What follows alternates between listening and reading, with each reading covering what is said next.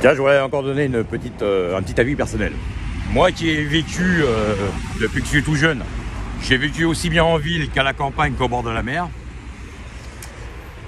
Je pense que les gens n'ont pas la même psychologie par rapport à une grande ville que par rapport à quand vous vivez dans un lieu-dit ou à la campagne.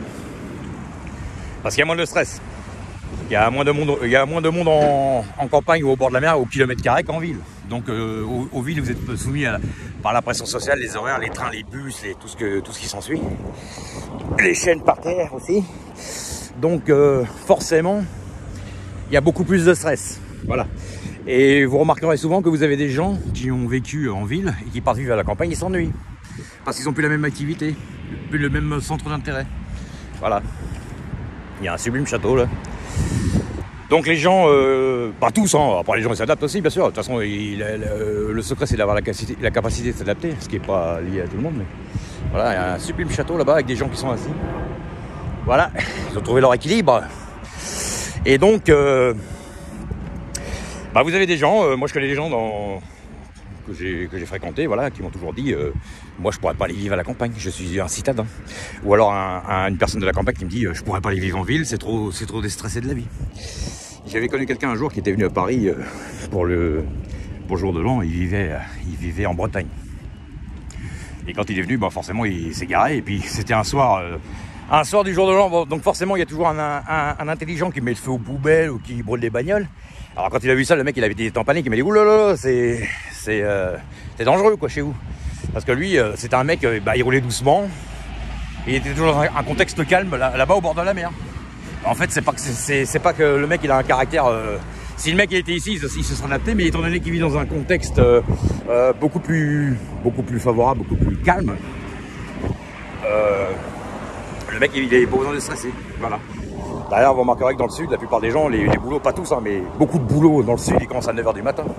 Alors qu'ici, à 6-7h, même voire 5h du matin, même avant, il y a des boulangeries qui sont déjà ouvertes. Vous allez dans le sud, ça ne fonctionne pas comme ici. Après, c'est lié au climat aussi, hein, bien sûr, au climat et puis à la clientèle qui est autour, évidemment. Hein. D'ailleurs, après, si vous allez dans les endroits où il y a beaucoup de retraités, remarquez les retraités, je sais pas ce qu'ils font, ils ont travaillé toute leur vie, mais à 7h du matin, ils sont déjà avec leur filet pour faire leurs courses. Je sais pas ce qu'ils foutent le matin, mais bon, c'est pas grave. C'est peut-être pour garder une certaine hygiène de vie, peut-être quand il... Voilà, mais... C'est le cliché du vieux, hein. Quand on a un certain âge, on a tous un chat, et puis on traverse la rue pour aller acheter son pain à 7h du matin. Et puis on regarde les chiffres et les lettres à la fin.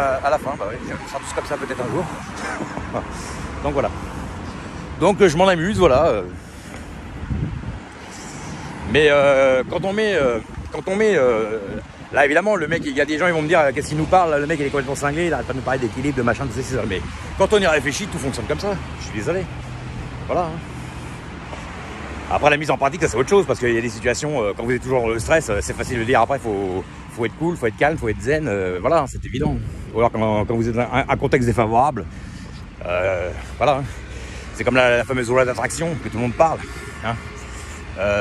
Ça fonctionne quand on est dans un bon contexte, quand on n'a pas des casseroles derrière nous, ou qu'on n'a pas des problèmes de dette ou des problèmes de famille ou ceci, cela, qu'on a réglé tout à l'intérieur de nous avec notre psychologie. Là, ça fonctionne. Si vous êtes encore avec des problèmes dans vos vies, financiers ou autres, c'est évident que l'attraction, ça nous indique de la merde. Hein. Donc voilà. Mais en même temps, je pense qu'il y a une partie qui fonctionne quand même comme ça. Voilà. L'attraction, c'est pas vraiment une attraction pour moi, c'est plutôt sur quoi on se fixe. C'est comment?